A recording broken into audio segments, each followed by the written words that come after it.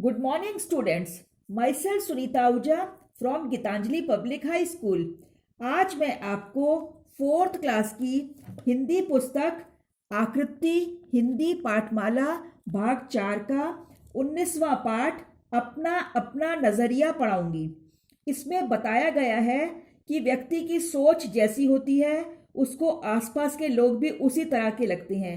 यदि व्यक्ति उदार हृदय और सुलझा हुआ है, समझदार है, तो उसे सब लोग अच्छे लगेंगे, और यदि व्यक्ति बुरे व्यवहार वाला है तो उसको सब बुरे ही लगेंगे। अब आप मेरे साथ पाठ को पढ़िए।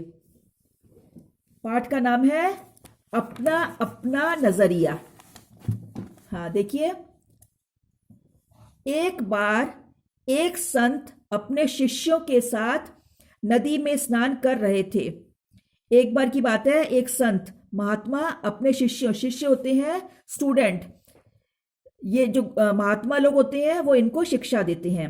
नदी तो आपको पता ही होगा, स्नान कर रहे थे मतलब नहा रहे थे। तभी एक राहगीर वहां से गुजरा। जो महात्मा को नदी में नहाते देख वह उनसे कुछ पूछने के लिए रुक गया। तभी वहां से एक मुसाफिर यानी पथिक जो रास्ते में जा रहा था वो गुजरा। उसने महात्मा को नदी में नहाते हुए देखा तो उससे कुछ पूछने के लिए वहां ठहर गया। वह संत से पूछने लगा, महात्मन एक बात बताइए कि यहाँ के रहने वाले लोग कैसे हैं। उसने महात्मा से पूछा कि ये बताइए कि यहाँ के रहने वाले लोग कैसे हैं, क्योंकि मैं अभी अभी इस जगह पर आया हूँ और नया होने के कारण मुझे इस जगह की कोई विशेष जानकारी नहीं है। उसने कहा कि मैं अभी अभी आया हूँ, नया हूँ यहाँ पर, इसलिए मुझे यहाँ की कोई ज्यादा कुछ पता नहीं है। यह सुनकर महात्मा ने उस व्यक्ति से कहा कि भाई, मैं तुम्हारे सवाल का जवाब बाद में दूंगा, पहले तुम मुझे यह बताओ कि तुम जिस जगह से आए हो वहां के लोग कैसे हैं। महात्मा ने कहा, मैं तो तुम्हारा जवाब बाद में दूंगा, पहले तुम मुझे बताओ कि जहां से तुम आए हो वहां के लोग कैसे हैं। इस पर उस आदमी ने कहा, उनके बारे में क्या कहूं महाराज, वहां तो एक से एक कपटी और दुष्ट लोग रहते हैं, इसीलिए तो उन्हें छोड़कर यहां बसेरा करने के लिए आया हूं। तब उस आदमी ने कहा, मैं उनके बारे में आपको क्या बताऊं महाराज, वहां तो एक से एक बढ़कर धोखा देने वाले और बुरे लोग रहते हैं, इसलिए तो उन्हें छोड़कर यहां रहने के लिए आ रहा हूं। महात्मा ने जवाब दिया, बंधु, तुम्हें इस गांव में भी वैसे ही लोग मिलेंगे, कपटी, दुष्ट और बुरे। वह आदमी आगे बढ़ गया। फिर महात्मा ने उसके जवाब में ये कहा कि तुम्हें बंधु, हे भाई, तुम्हें यहाँ पर भी उसी तरह के बुरे धोखा देने वाले लोग ही मिलेंगे। और वह आदमी आगे बढ़ गया। थोड़ी देर बाद एक और राहगीर उसी मार्ग से गुजरता है और महात्मा से प्रणाम करने के बाद कहता है, तो और थोड़ी देर बाद एक और पथिक आया उसी रास्ते पर और महात्मा को प्रणाम करके कहता है, महात्मा जी, मैं इस गांव में नया हूं और परदेश से आया हूं तथा इस ग्राम में बसने की इच्छा रखता हूं। उसने महात्मा को प्रणाम किया और बोला कि मैं इस वाले गांव में नया हूं अभी, और दूर देश से आया हूं, दूर से आया हूं, और इस गांव में, ग्राम होता है गांव में, बसने की इच्छा रखता हूं। लेकिन मुझे यहाँ की कोई खास जानकारी नहीं है, लेकिन मैं यहाँ के बारे में कुछ जानता नहीं हूँ, इसलिए क्या आप मुझे बता सकते हैं कि ये जगह कैसी है और यहाँ के रहने वाले लोग कैसे हैं। इसलिए क्या आप मुझे बता सकते हैं कि यहाँ कैसी जगह है और लोग कैसे रहते हैं यहाँ के।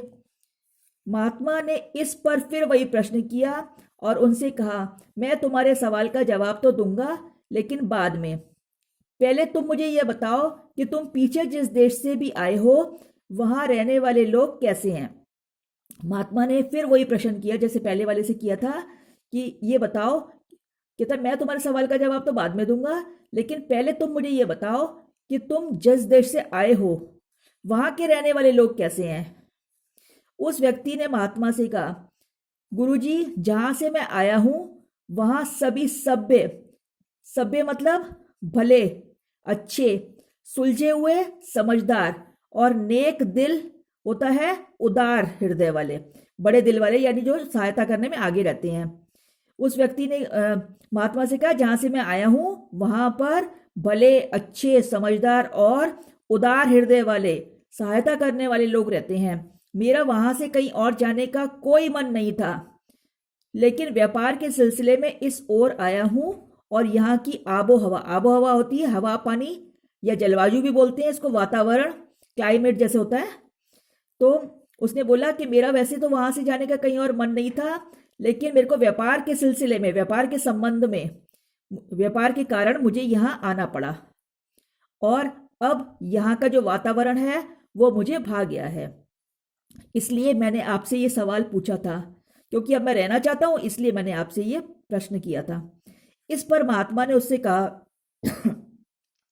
बंधु तुम्हें यहाँ भी नेक दिल और भले इंसान मिलेंगे। तो उसके जवाब में फिर महात्मा ने बोला कि हे भाई, तुम्हें यहाँ पर भी अच्छे हृदय वाले और अच्छे इंसान मिलेंगे। अच्छे हृदय वाले मतलब सहायता करने वाले और अच्छे इंसान मिलेंगे। वह रागीर भी उन्हें प्रणाम करके आगे बढ़ गया। शिष्य ये सब देख रहे थे तो उन्होंने उस रागीर के जाते ही पूछा, गुरुजी ये क्या? आपने दोनों रागीरों को अलग अलग जवाब दिए, हमें कुछ भी समझ में नहीं आया।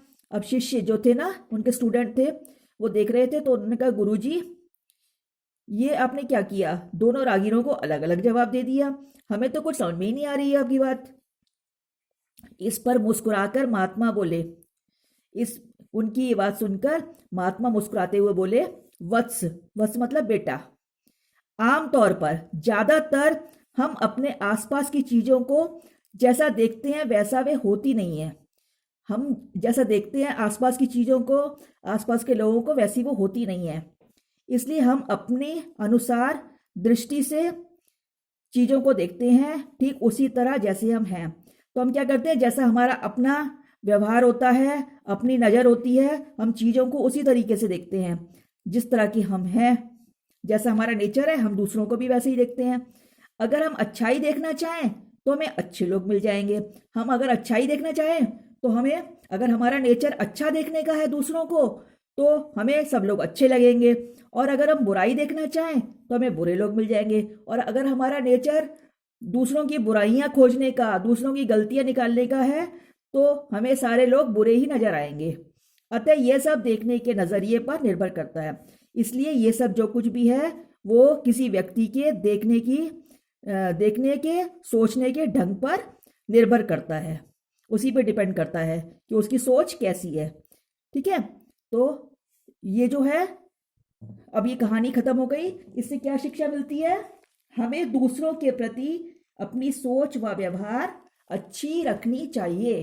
अब आपकी कहानी खत्म हो गई है, और इसके क्वेश्चन आंसर और एक्सरसाइजेस जो हैं वो मैं आपको दूसरे वीडियो में समझाऊंगी और होमवर्क में भेज दूंगी। Thank you.